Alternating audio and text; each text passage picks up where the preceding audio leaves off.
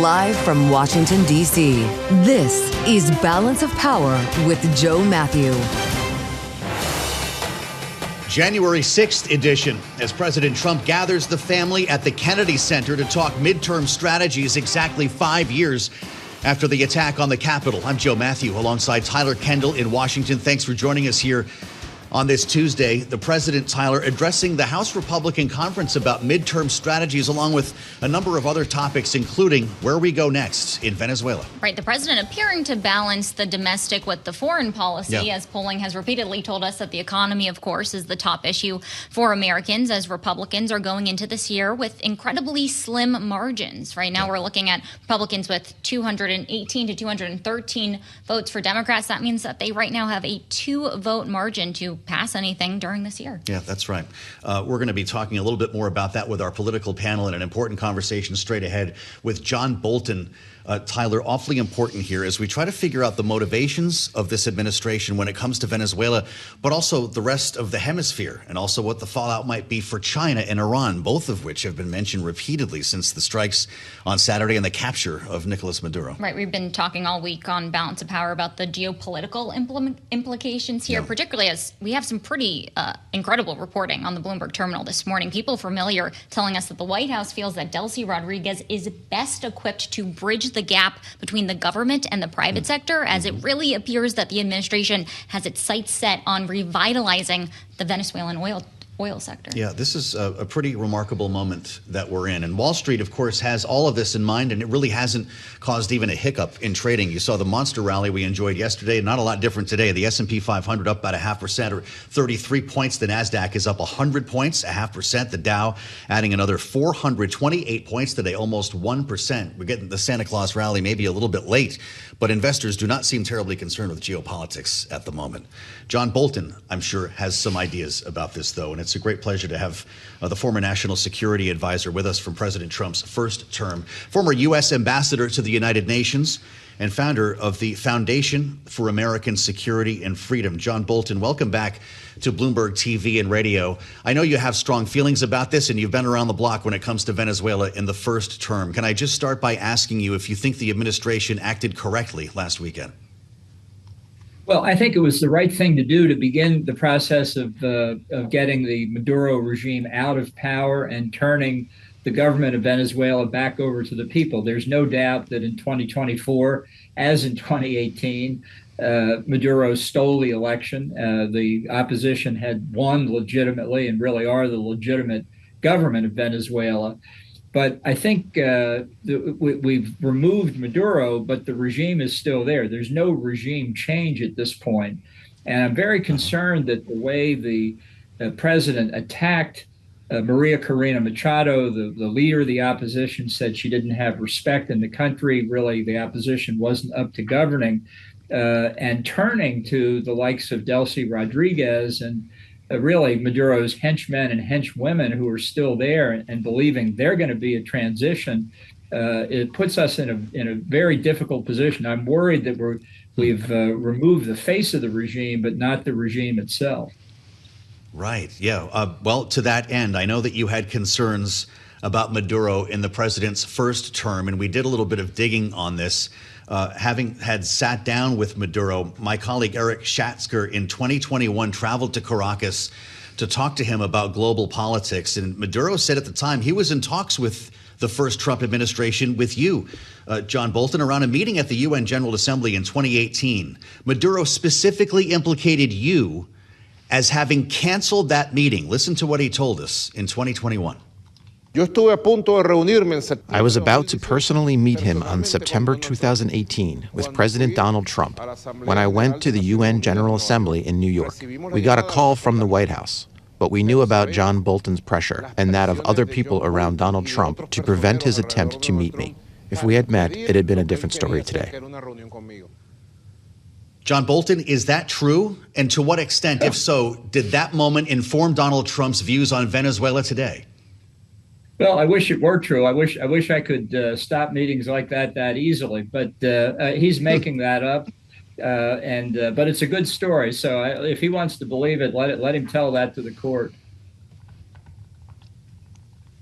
Ambassador Bolton, if we're looking at what is going to happen next here, there's a lot of different messaging, a lot of different rhetoric. We hear from President Trump that the U.S. is going to run Venezuela. But if we look at what other advisors are saying, we keep hearing the idea that there's a lot of leverage points here by the U.S. The embargo on oil, the military armada poised, still potentially pointing at Venezuela. Do you think that the U.S. has enough leverage to make change in Venezuela from afar through these kind of pressure points? Well, I'd like to know what the plan is, if that's what they think they're going to do. I'd be the happiest person around if the rest of the Maduro regime collapsed tomorrow. But when you hear from the administration, the usual anonymous sources, that they think they can work with Delcy Rodriguez to transition to something, I don't know what the something is, and that the Venezuelan oil industry is just going to emerge from the ashes and suddenly be a big producer again, I think people are dreaming. I think this is a very difficult and dangerous situation. I think that the administration has acted in an ad hoc, day-to-day fashion. That doesn't guarantee failure, but let's be clear, if the objective is to turn Venezuela into a society where its people actually govern it, and maybe that's not Trump's intention, but if that is, they're a long way from it. And anybody who thinks the Venezuelan oil industry is going to emerge from the ashes in a matter of weeks or months or even a couple of years doesn't know how bad the situation is. So then what is it going to take to help fuel that turnaround? Because we have reporting, as we mentioned at the top of the show, people familiar telling Bloomberg News that part of why this White House thinks that it can work with Delcy Rodriguez is because she could serve as that bridge between the government and the private sector, because it seems like there has to be such an emphasis on potential investment and rebuilding the infrastructure in order for Venezuela to get on sound economic footing. Well, I don't know what they base that on, and I'd like to know what CEO of what major American oil company is just getting all of his top advisors together to get on a plane to go to Caracas and put billions and billions of capital expenditures into Venezuela. The political situation is unstable. By the way, the price of oil is still at $55 to $60 a barrel. I'm not sure anybody thinks that more capital investment, more drilling, more oil on the market is going to benefit the oil companies at this point. I think there's a lot of hot air out there about what's going on, and that's dangerous because if your planning is not based on reality, when reality finally strikes, you have no plan B to back up to. You mentioned Maria Corina Machado. She turned up on Fox News last evening, of all places, on the Hannity program, presumably to get the attention of Donald Trump. Here's what she said. I'm planning to go back to Venezuela as soon as possible. As I've always said, Sean, every day I make a decision where I am more useful for a cause. That's why I stayed in hiding for over 16 months, and that's why I decided to go out, because I believed that at this moment I'm more useful to our cause, being able to speak out from where I am right now. But I'm planning to go as soon as possible back home. She's talking about sharing her Nobel Peace Prize somehow with Donald Trump. Could she be a partner, or has the administration turned away from her permanently? Well, I think they damaged her and the opposition very badly on Saturday. I think the opposition, just ordinary people inside Venezuela, wonder what it means when the U.S. doesn't trust its leadership. Now, maybe she can work her way back into his good graces. My recommendation would be giving the Nobel Peace Prize medal that you get. The Nobel Foundation can make another one just for you, but give it to Trump. Otherwise, you know what he's going to do. Theodore Roosevelt won the Nobel Peace Prize for mediating the war between Russia and Japan during his term as president. And his Nobel Prize hangs on the wall of the Roosevelt Room in the White House. I've been worried recently Trump's just going to take it off the wall so he can have it for himself. So Mrs. Machado gives him hers. Maybe that'll take care of that. We also want to talk about potential ripple effects here. What could come next when it comes to other countries? And I'm actually particularly interested about the potential impacts for China, of course, a huge importer of Venezuelan crude. But China's made a lot of significant inroads when it comes to Latin America, signing on signatories to its Belt and Road infrastructure initiatives. Could this hurt Beijing's efforts to make those inroads in Latin America? How is this changing the calculus in terms of the U.S.-Beijing competition? Well, I think the most important American strategic interest in Venezuela is the increasing influence of maligned foreign powers that don't have the best interest of the United States at heart. That certainly starts with Russia and Cuba. That was the main problem back in 2018 and 2019. But Iran and China are big players on the scene now. And as you say, China has an enormous concern with Venezuela's oil reserves and its production. The Chinese look for oil wherever they can find it. They're an energy poor country whose economy depends on getting these foreign sources. And by most estimates, including the estimates of the U.S. government, Venezuela has the largest oil reserves in the world, more even than Saudi Arabia. And yet it produces an insignificant amount of oil. Of that oil it produces, China buys about 80% of the production, according to the most recent statistics.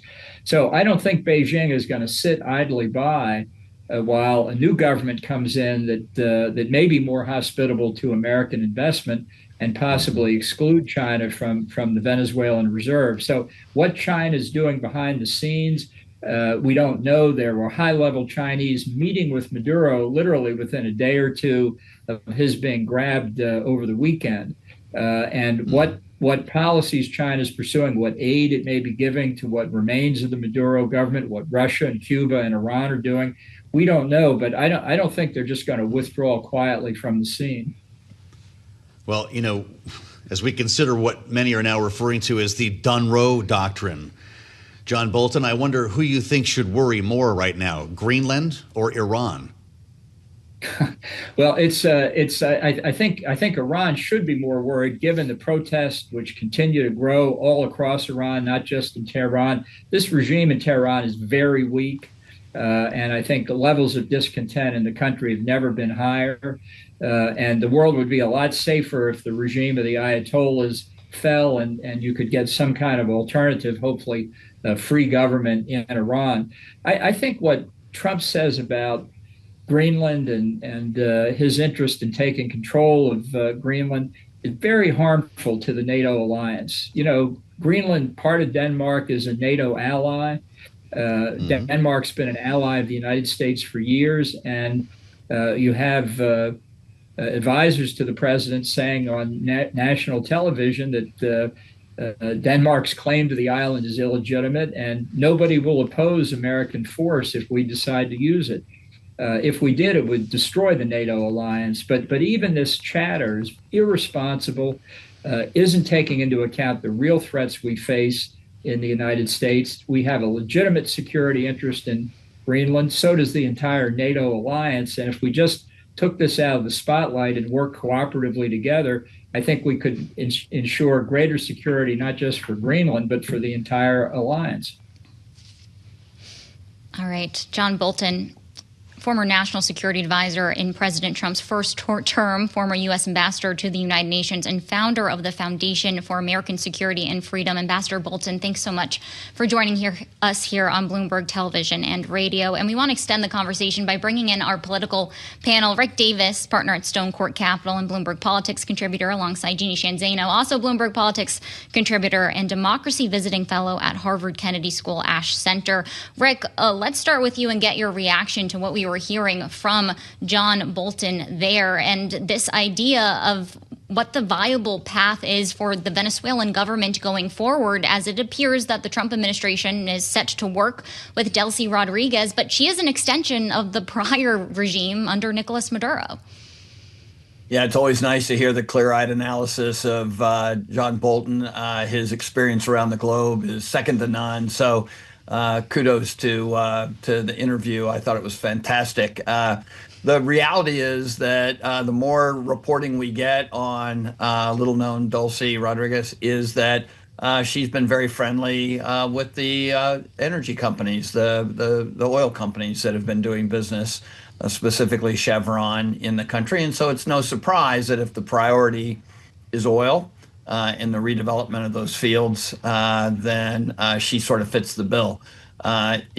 President Trump did give the backhand to the democratically elected party headed by Maria Machado, and I'm glad to hear based on the interview that you played a clip from, that she's planning on coming back to Venezuela because I think the Venezuela people chose her and her party to lead the country. And I think the sooner she gets back and can rally that activity around maybe a future election, I think it can add to the future stability of the country. But look, this is a administration that has identified critical natural resources in Venezuela, not just oil, as a national security priority, and they've used the might of the U.S. military to secure those. And I think Donald Trump's point of view is, I want as little domestic turmoil as I can get in achieving those ends. And so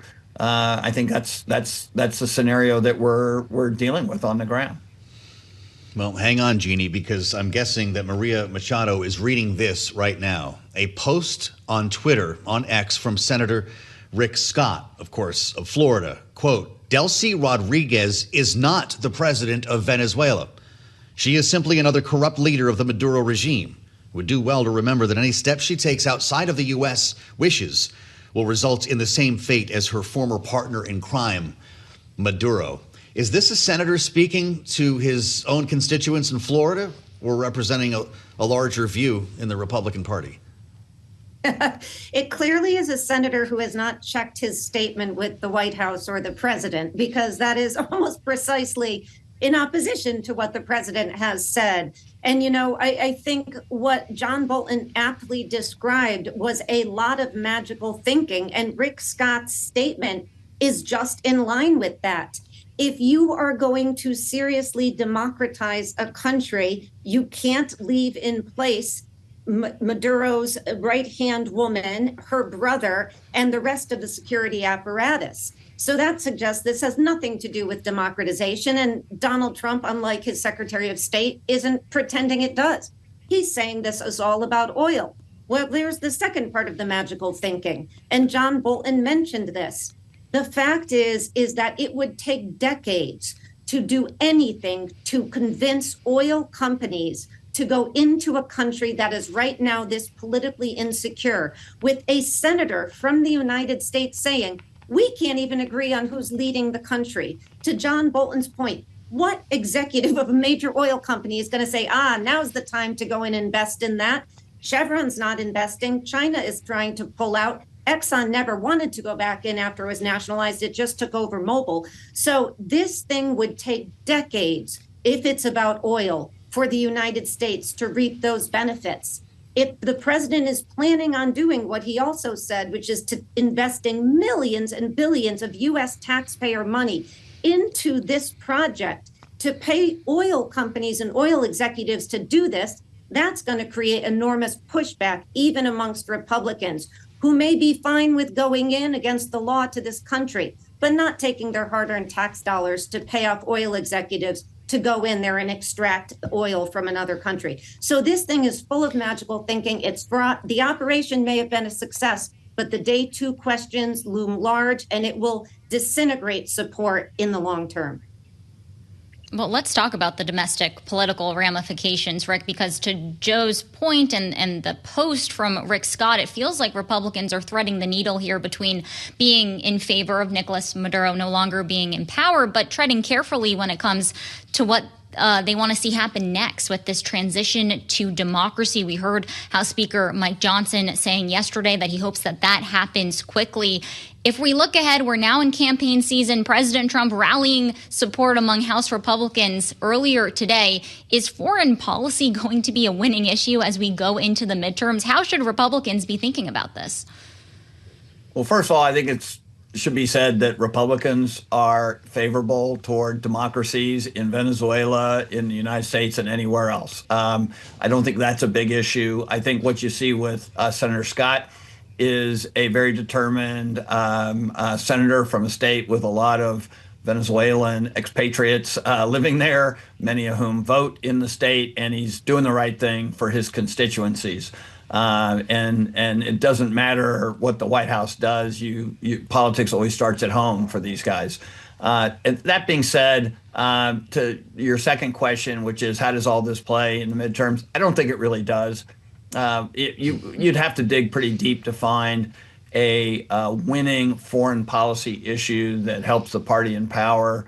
In an election, voters tend to vote their pocketbook. We've spent a lot of time on this program talking about affordability and healthcare. It's much more likely that drives people to the polls in November midterms than anything that happens momentarily in a faraway country like Venezuela, where most normal voters don't see a nexus between what's happening there in their lives.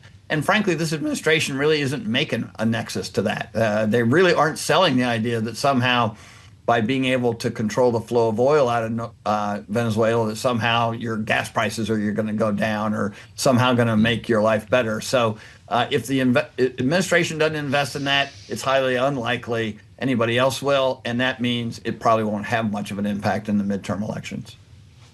Great conversation with our great panel, Rick Davis and Jeanne Zaino, Bloomberg Politics contributors. We thank you both, and thanks again to John Bolton for the insights. We'll be following up on a lot of these ideas in the late edition of Balance of Power, which starts at 5 p.m. Eastern Time. One of the biggest stories that we have been following in the last 24 hours, though, of course, has been the important keynote address from Jensen Huang at the Consumer Electronics Show. It has been feeding a number of storylines and moving the stock ever since that took place in Las Vegas yesterday. And joining us right now for a very special conversation, we've got good news for you, is Bloomberg's Ed Ludlow with the CEO of Nvidia, Jensen Huang, as well as the president CEO of Siemens, Roland Busch. They're at the CES right now. And we want to hand things out to Las Vegas. Ed Ludlow, you have the con. Thank you, Joe. Over 175 years, Siemens has been at the forefront of, I'd say, several industrial revolutions. Nvidia is at the forefront of the latest AI industrial revolution, and it's a pleasure to have you both here with us, gentlemen. Roland, I want to try and understand how real this is. You call it an industrial AI operating system. Yes. We're going to talk about how you're joining forces on the software side and the hardware side. But I think the most useful place to start would be, could you outline a timeline for when Siemens goes beyond its own footprint around the world using this operating system to customers actually doing things at scale? Because I think when you were on stage, that's the kind of sense I was getting. You want to accelerate to scale. Well, I mean, this technology is already in place and it's working. I mean, we see that in many examples, and I brought some on stage today, where you have customers starting with a digital twin of a product they want to manufacture, a digital twin of the manufacturing side, and bring that all together, and not before that you have it optimized and build it in the real world. And AI is already working on the shop floor. They call it machine learning. But the point is, with the new models, you can bring that to the next level. That means you go away from giving an advice to somebody with technology, but really act on your behalf. This is when things go more autonomous or adaptive. And you see that already starting. The big thing is, how can we scale it? Because it requires a lot of skills from our customers, a lot of technology, and it's still not that easy to implement. We are working on it to make it easy to deploy and easy to use. But you see picking up momentum with each step we do. And we saw some great examples. Is it shipbuilding? Is it food and beverage? But even startups using our technology like Commonwealth Fusion Systems. You know, Jensen, we've discussed the 5-layer cake often. You know, with NVIDIA, it started with the GPUs, but it's now software. The element of simulation. On stage, you talked about integrating the software side in particular into EDA. Again, it's a similar question for you, more of a timeline. What is it that you think you'll do first in how you guys work closer together? Well, the first thing let me just say very quickly, we're announcing a big partnership between us. We've known each other for a long time, but the partnership we're announcing is really a big deal. One, we're accelerating their EDA software. We're accelerating their simulation software. We're integrating AI technology, physical AI and agentic AI, into their team center and their factory automation operating system. And so we're working together across this entire spectrum. When we accelerate the software, then we'll get to use it to design our chips and systems. When we accelerate their simulation software, we'll use it in our AI factories to simulate the thermal properties of our AI factories. When we integrate our automation and agentic systems into their AI industrial operating system, we can then use it in our factory floors with our partners, for example, Foxconn. And so we're working across this entire spectrum together, and we're going to put the technology to use basically as soon as we can. What's the net effect for you, Jensen? Is it improves margins, efficient capital allocation? I know that might sound a bit dry, but actually right now that's the answer everyone's searching for. How has this investment in AI and use of the technology actually changed things in the real world for me? Well, we announced yesterday Vera Rubin. It takes 6 different chips to integrate into this incredible system called Vera Rubin. And when you're done, each one of these Vera Rubin GPUs is 240,000 watts. And it is 10 times more energy efficient than the last generation. It is 10 times more cost efficient than the last generation. But it's still, the technology is insanely complicated. 15,000 engineering years came together to build this system.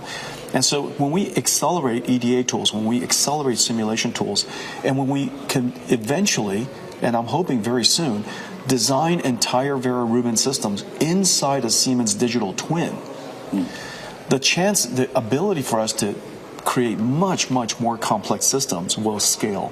We'll do it much more efficiently. And so this is really about being able to do the impossible and being able to do it the impossible right the first time. And let me add, once we then realize that AI creates real-world impact, this is where it really deploys the full power and also the economic power. It's not only in the data centers or in AI factories, which we see, but also on the edge, because once you start inferencing with low latency, you bring this technology to the edge. This is a huge potential for our customers to deploy this technology, and this includes, of course, hardware. Where we come from the chips. It goes into the controllers. Some of our controllers run on GPUs. Yes. And then it goes all the way to the call it industrial PC. Exactly. Yeah. And we now these industrial PCs are AI industrial PCs. We supercharge it, and they can now run algorithms trained in the cloud. They can run it on the shop floor and do all that trick, what we talked about it in real-time optimization and running in a plant. And that makes a huge difference. Again, it drives economic growth. The question that's being searched for is how is this going to manifest in the real world? You know, the emphasis at this year's CES, I think, is physical AI. Is not the manifestation of the final stage of physical AI just one giant robot that you guys call a factory in the manufacturing context? Is that where you're seeing demand from actual customers? You know, they need a factory that is automated 100% and genuinely autonomous in some degree. So, number one is if you want to build a factory, and very often you're missing out on labor, and we talk about on skilled labor. It's hard to find, number one. Number two is once you build it autonomous and automated, then you have a much, much higher yield, what you can generate. You use less energy, by the way, at the same time. You really optimize it in a way. So therefore, there's a lot of benefits. And if you want to talk about the United States, ramp up manufacturing in the United States, you need to go as digital and as automated and AI supercharged as possible. A factory is robotic, and it is orchestrating robots that are building systems that are also robotic. Like, for example, a self-driving car is a robotic system. And the reason why it's so hard to deploy robots today is because it's hard to program these robotic systems. The software expertise necessary, the customization necessary is really intense. It's just too much. And so the fact that we could now apply artificial intelligence, physical AI technology to these robotic systems, make them easier to teach. You show it at a few demonstrations and the AI learned it by itself. Would you go as far as to say, Jensen, that you've solved for that software limitation? That software limitation is the ChatGPT moment of it is now here. I think over the course of the next couple, 2-3 years, we're going to make some really big breakthroughs. Let's please talk about energy, electricity, power supply, call it what you will. In turn, for each of you, how worried are you about it as a bottleneck? And what is your experience day-to-day in running both companies in that respect? Well, energy should always be a bottleneck for any industry. And this is a new industry that's growing incredibly fast. As you know, AI is both a technology that's going to revolutionize many applications, and we're talking about some of them here. But the AI industry itself, the manufacturing of the artificial intelligence takes energy. It takes energy, it takes AI factories. It's exactly the reason why from Hopper to Blackwell, we increased energy efficiency by 10x. From Blackwell to Rubin, we increased energy efficiency again by 10x. And that translates directly to our customers' revenues, because in the case of an AI factory, whatever factory size you have, you're limited by the power. And that power, within that power constraint, you want to have the most tokens or most AI per watt that you can possibly generate.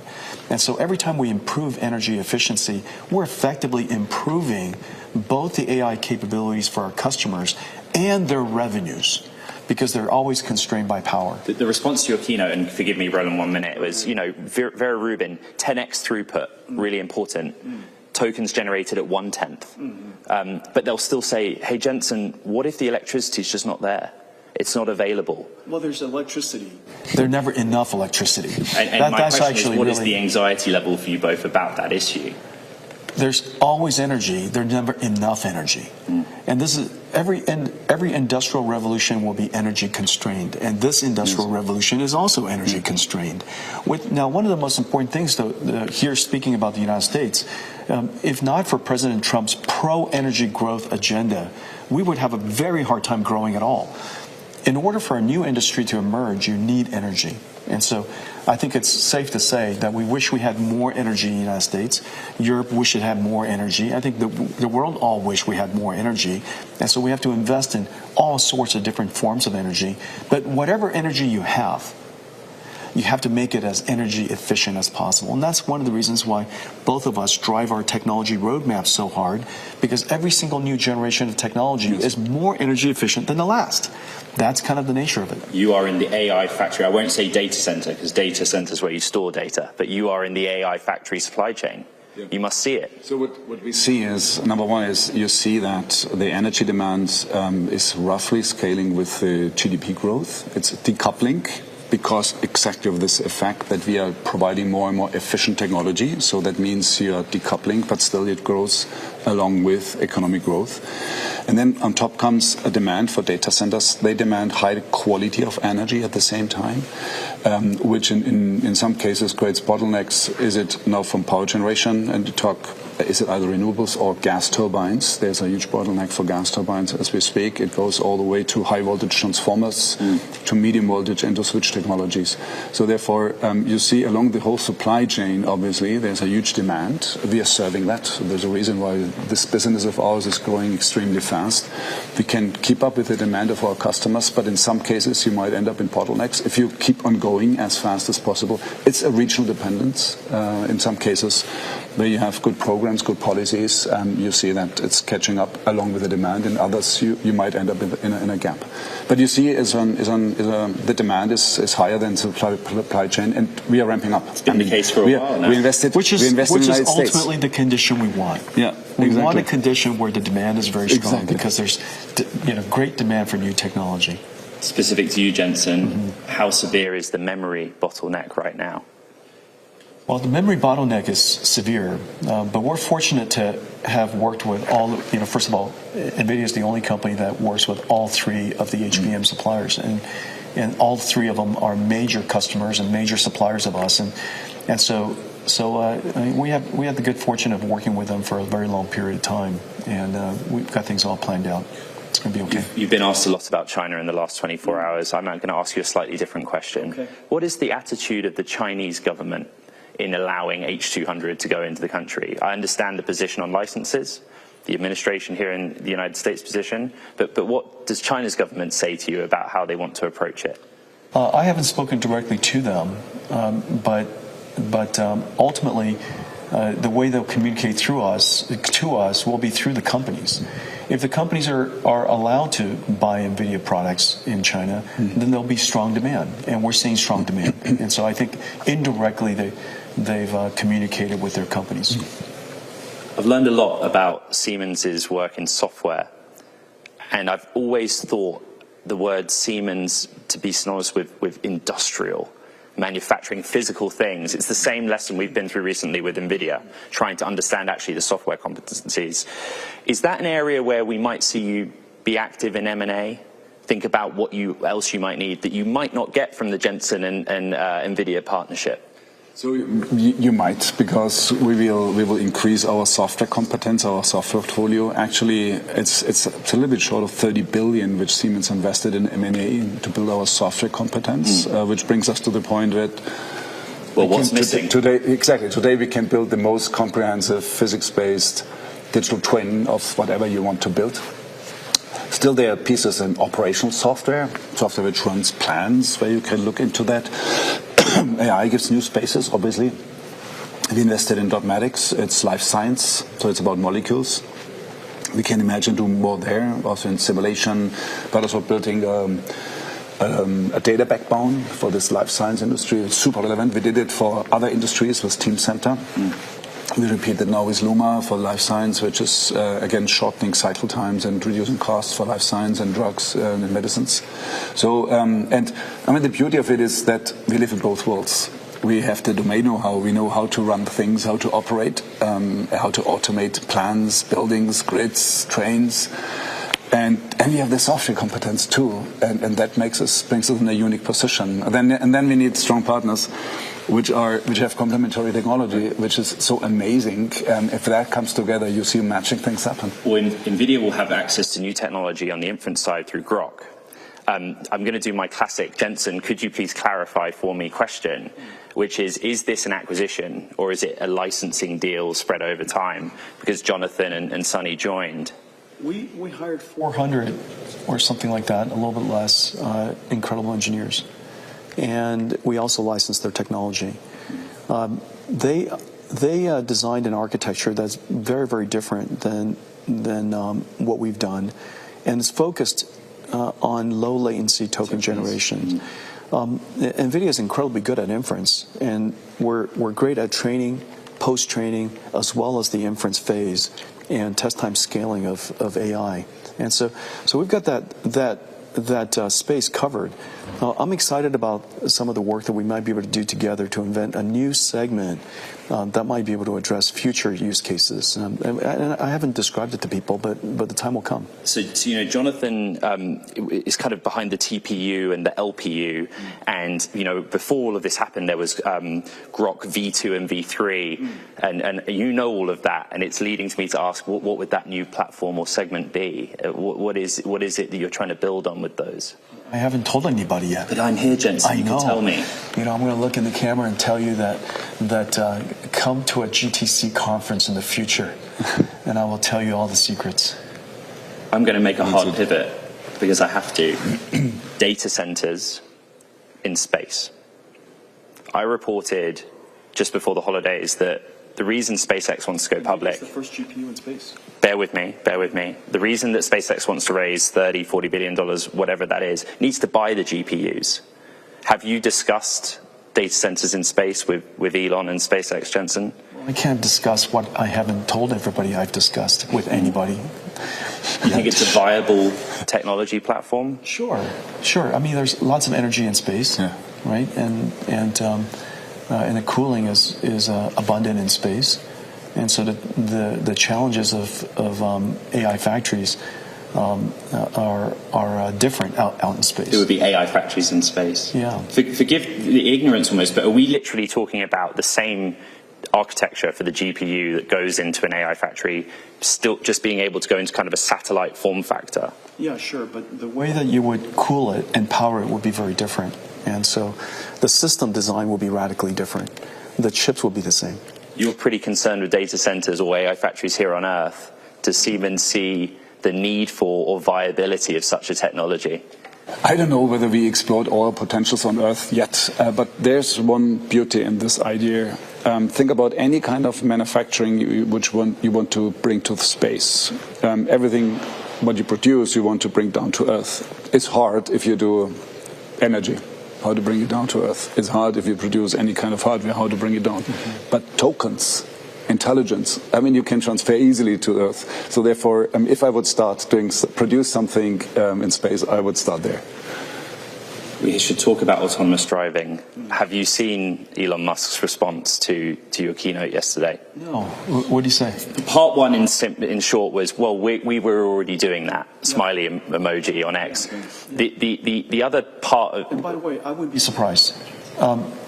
first of all, I think the Tesla stack is the most advanced AV stack in the world, and I think the Tesla AV operations is the most advanced in the world, and I'm fairly certain that they were already using end-to-end AI. Yes. And whether their AI also did reasoning or not is somewhat secondary to that first part. I think his point was that the first 99% is hard enough, but the long tail thereafter is important. You know, it's very difficult. The question I got from the audience that was at your keynote was, on a dollar per mile basis, what is the fundamental difference on your stack and your software approach to Tesla's vision-based approach? Ours is also vision-based. Of course, we have in addition to vision, we also have radar and lidar. But otherwise, the approach is rather similar. I think Elon's approach is about as state-of-the-art as anybody knows of autonomous driving and robotics. And so it's a stack that's hard to criticize. I wouldn't criticize it. I would just encourage them to continue to do what they're doing. They're doing a great job. Physical AI for you is, and forgive my pronunciation, but Erlangen manufacturing site. When's that real? It's the same question.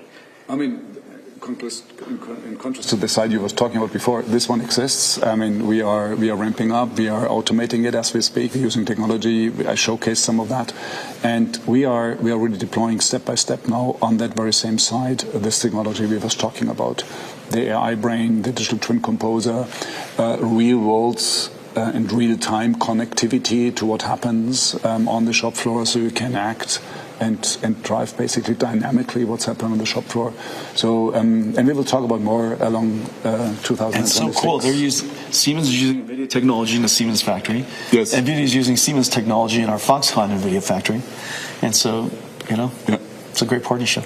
Jensen, you are one of the most important and biggest employers in Silicon Valley.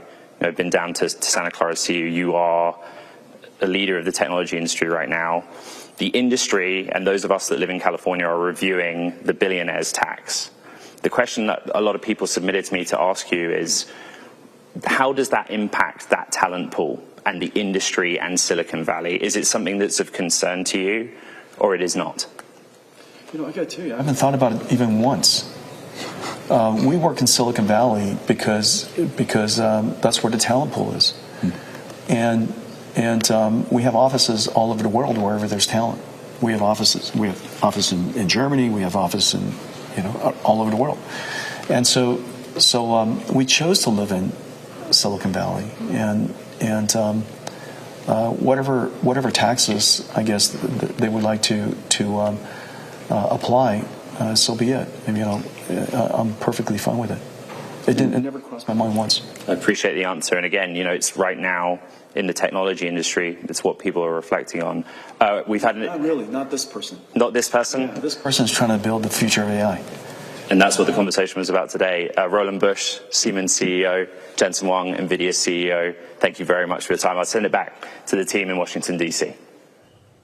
Ed Ludlow, many thanks, and what a fascinating conversation, one that you'll only hear on Bloomberg TV and radio with Jensen Huang and, of course, the CEO of Siemens, Roland Busch. I'm Joe Mathieu in Washington alongside Tyler Kendall with our eyes on Nvidia shares. Not moving a lot, interestingly, Tyler, despite the incredible amount of news that came out of the Consumer Electronics Show. It's essentially flat, down 10 cents right now, $188. But we are seeing other stocks in the space move. Micron Technology and some of the other storage companies they were talking about. It just seems to be to the moon. Right. Also, some movement when it comes to energy and cooling, considering that you just heard Jensen Huang there talking about the need for other energy investments in order to fuel just the incredible demand that we see from data centers and AI. And that's why we often hear this need that it needs to go, beyond those typical sources of energy. That's why nuclear comes into the picture a lot. Nuclear comes into the picture. Everyone's talking about Caterpillar with gas generators, and a lot of players that you might not assume are playing into the AI space. We're going to talk about what we just learned and take a bigger picture view at what came out of CES, specifically when it comes to Nvidia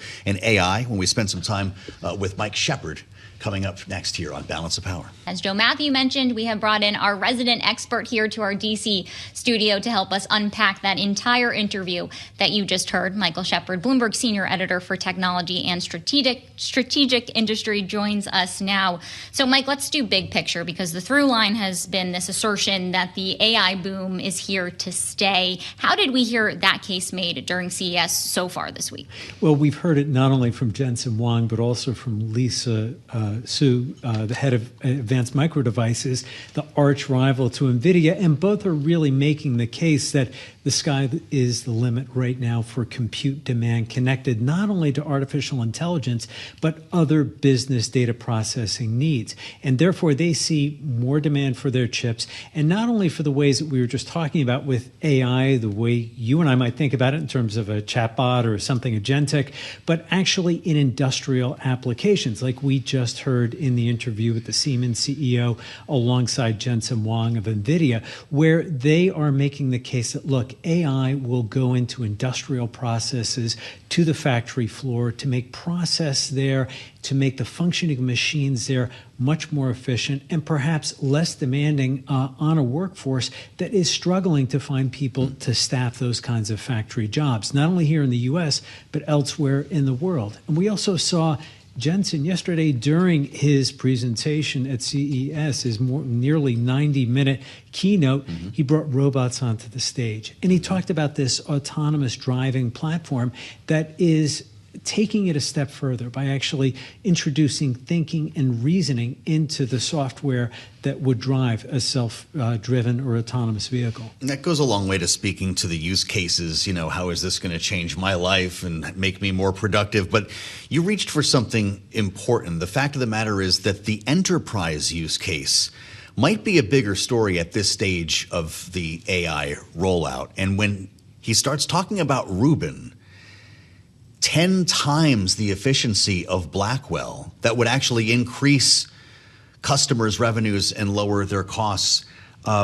This is moving faster than we can keep up with. Will this next generation of chips increase productivity in AI? Well, that is certainly the case that Jensen Huang is making, and actually the same case that Lisa Su made with AMD's own version, its very latest generation of AI chips as well. That, look, we have a technology here that we can offer to businesses that increases their productivity, that does processing a lot faster. And you heard Jensen talking about a 10x increase in terms of efficiency, but he's also talking about energy efficiency as well, Joe. And that is important. And that is what Tyler was alluding to at the top of the segment, seeing the cooling stocks go down. Jensen is talking about how this will require less in terms of cooling as well. So it's for businesses that are looking for whether this is the time to make the jump, to really make this investment, to start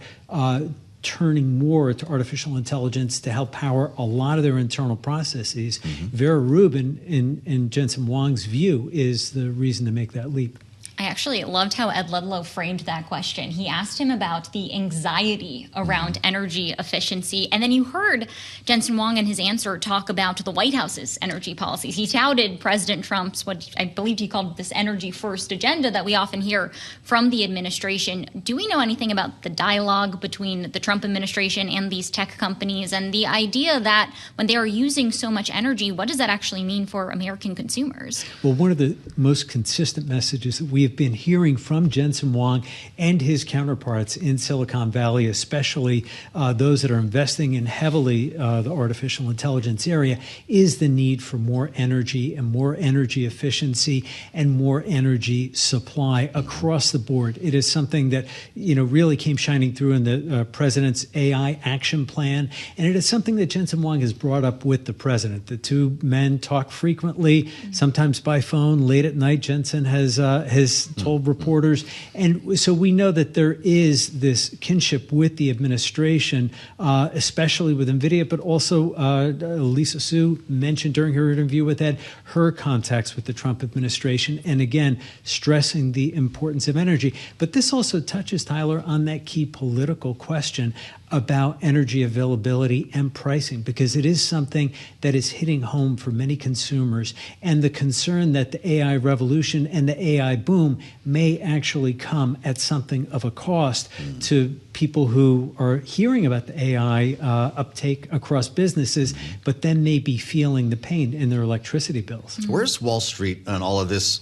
Shep, I know you're not a stock analyst, and we're loath to try to turn you into one, but this is a stock that's been moribund since August. It topped out above $200, Nvidia that is, back in October. But we're still looking at 180 something like we were at the end of the summer here, despite a remarkable story to tell. We go back to the GTC conference here in Washington. That was right when things kind of peaked. But the company has been out with a raft of news ever since then, and it's got a super attractive price to earnings ratio. How did this go from being the most wanted stock to one that's been kind of forgotten for a minute? A lot of it has to do, Joe, with the fear and loathing surrounding the AI trade and the concern that maybe some of the investment is a little bit too enthusiastic, and that there may not be enough return yet to show in terms of something that's profitable from putting all that money into artificial intelligence, into the data centers, into whatever companies may be thinking about doing with it, that it may take too long to realize, at least for now. And Joe, I'll add to that what you were saying about Nvidia. They had a really strong earnings report in late November.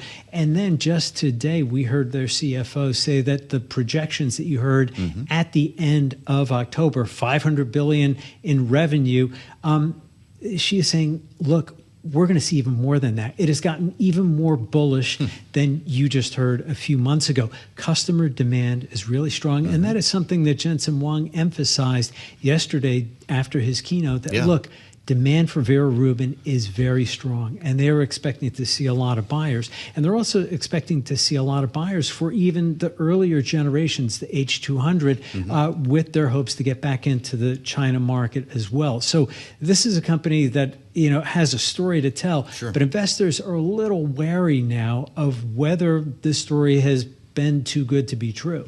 Well, in our final minute, let's hit on some of those China headlines, since you just alluded to them there. Nvidia says strong demand from Chinese customers, and Nvidia says not directly communicating with the Chinese government. Of course, we know the company has been lobbying the Trump administration when it comes to those export controls. Where does this actually stand right now? Well, it's the question of the moment, and it really is how quickly will the Trump administration start issuing the actual formal licenses permitting the company to start shipping its H200 chips to Chinese customers? But then there is the other question, Tyler, and that is whether China's government will allow its companies to start buying those chips.